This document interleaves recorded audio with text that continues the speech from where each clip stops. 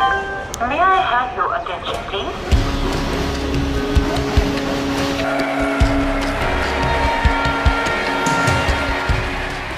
The innovation in the field of rail and metro, all the international technology available in the rolling stock is coming to India.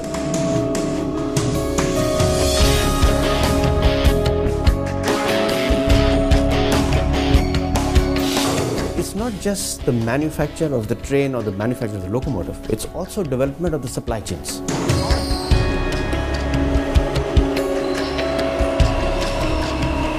Indian government is encouraging Make in India and Skill India, and this is also giving opportunity for multinational to set up the factories in India.